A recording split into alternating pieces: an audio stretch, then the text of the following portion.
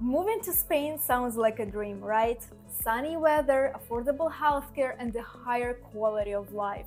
But how much does it actually cost to make that dream a reality? People ask me this often when they are planning their move, and I totally get it. I've been through this process myself. So in this video, I'll break down exactly how much money you need to move to Spain, covering everything from visa costs and flights to apartment deposits and first month expenses. Whether you're moving with your partner or bringing children, this video will help you budget and prepare for your big move. Let's get into it. In this video, we'll break down the costs for a pretty standard case. Let's take as an example a family of three, a husband, wife, and their 3-year-old child, moving from the US to Spain on a digital nomad visa. Let's say they are relocating to a mid-sized city like Valencia, renting for at least the first year and looking for a 3-bedroom apartment since the husband works remotely and needs a quiet, separate office space. They won't be buying a car. Instead, they'll be using public transport and walking as much as possible. And instead of shipping furniture, they'll sell whatever they have in the US and bring only suitcases. So the financial planning of your relocation can be divided into 3 stages: pre-move preparations, immediate costs upon arrival, and settling down, which is your ongoing monthly costs. The first step for anyone moving from a non-EU country is choosing the right visa and gathering the necessary documents. In our case, this family is applying for the digital nomad visa directly from Spain and getting 3 years of initial residency. While the application fee itself isn't too expensive, there are additional costs to prepare for. Some key documents like a criminal record, university degree, marriage certificate, etc. must be apostilled and then SORN translated into Spanish. SORN translations typically cost $40–50 per page, while apostille costs vary depending on the document type and the state issuing them. On average, families can expect to spend at least $800 on getting everything certified and translated properly. By the way, if you want a full breakdown of the required documents for the digital nomad visa, plus which ones need apostilles and SORN translations, you can download my free digital nomad visa checklist using the link in the description of the video. In order to apply for the digital nomad visa in Spain, you will also need to have an immigration lawyer or relocation agency, such as my company, that can submit the documents on your behalf. That being said, I won't be including legal fees in this video because the costs can vary a lot depending on the firm. So once you're working on getting the visa, the next big expense is purchasing the flight tickets.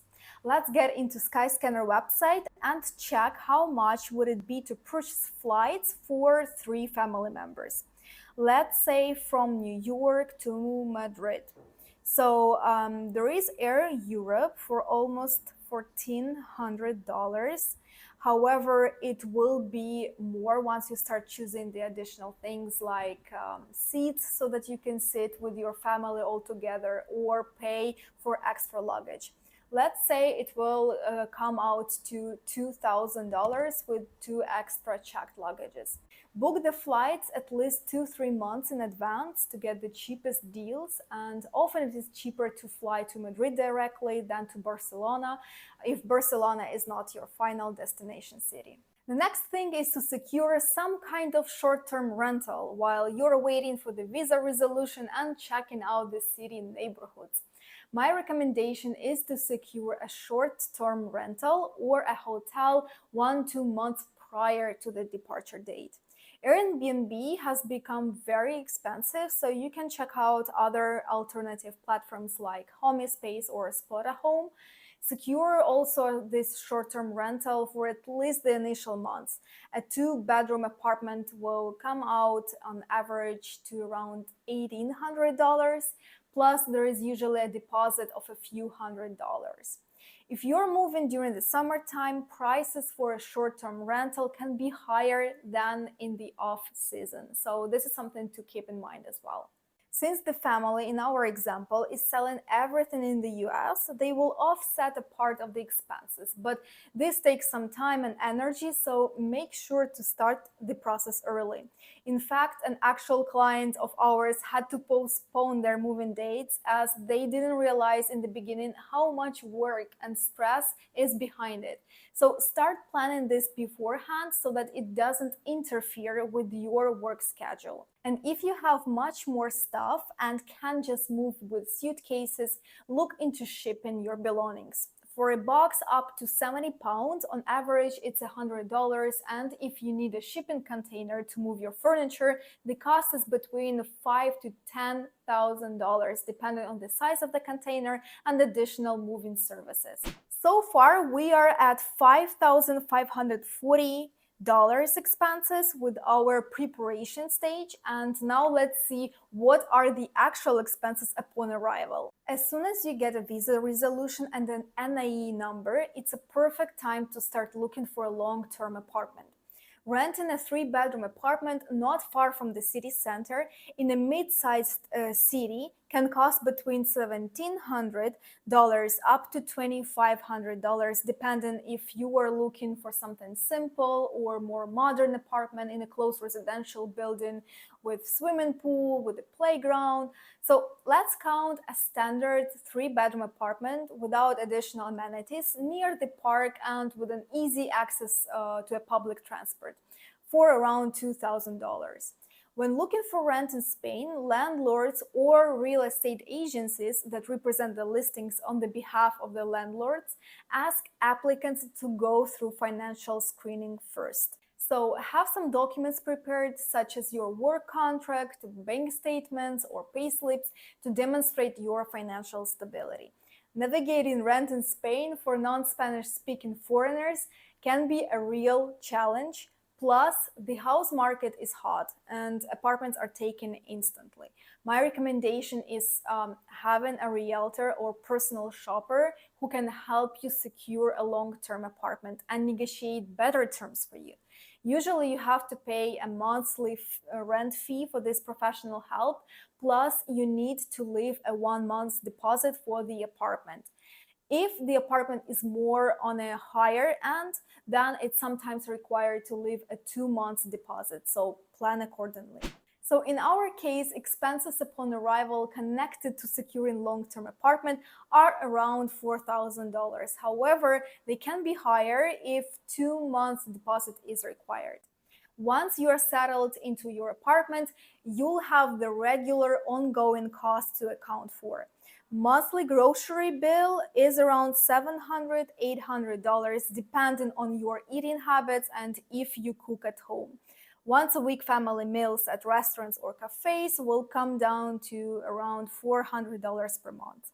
Rent we already mentioned is $2,000 for our case, and utilities are cheaper in Spain than in the US, especially electricity, mobile phone, and internet.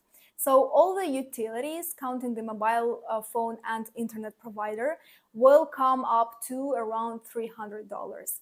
And for miscellaneous costs like gym membership, hobbies, events, clothes, or medicine, add another $300 to that. Purchasing healthcare insurance is another expense to take into account. While there are many different health insurance providers in Spain like Sanitas, Adeslas, DKV, cost between them and the coverage is different. However, still super low and affordable comparing to a health insurance in the US. On average, I would say a monthly cost will be around $250 for a family of 3. And of course, the family in our example is looking for an international nursery for their 3-year-old child. There are a lot of international nurseries and schools around Spain, so there will be no problem for your child to adapt to a new country and culture in English and then slowly start learning Spanish as well. Typically, you need to pay upfront fee for enrollment, which can be around $400. Then education itself is around $600 monthly. Breakfast and lunches, sometimes they come already included in the initial price, sometimes not. And materials, in our case, let's say it's $400. So total $1,400 to secure a nursery and pay the first month, and ongoing cost later on will be around $600 after that.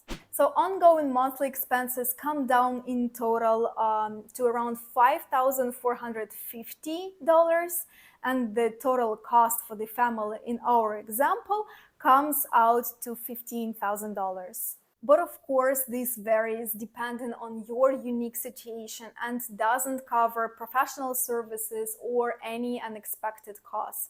To be safe, on average, I'd say you should expect to have between $20,000 to $25,000 upfront for the move, covering visas, flights, housing, utilities, health insurance, nursery, and other setup costs. If you're moving just with your partner, it will be less, or it could be more if you have a bigger family.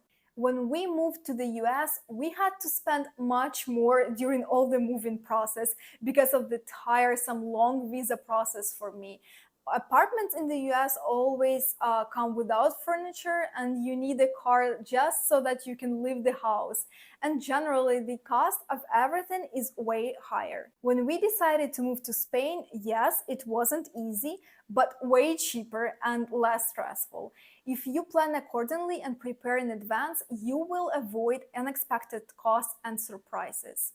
So if you're looking for a done-for-you relocation service to make your move as smooth and stress-free as possible for your family, my team and I can help you with the entire process, including getting your visa, advising you on taxes to avoid double taxation, securing an apartment, enrolling your kids into schools, getting health insurance coverage, and much more. We provide a one-stop shop to help you with everything you need to relocate with your family. So if that's something you're looking for help with, book a call with me where I'll help you create a custom relocation plan and show you how we can make your move to Spain as smooth as possible. The link to book a call is in the description of this video. So that's it for today, and if you want to know how to get a digital nomad visa in the first place so that you can come to Spain, click here to watch this other video next. And I see you next week. Hasta pronto!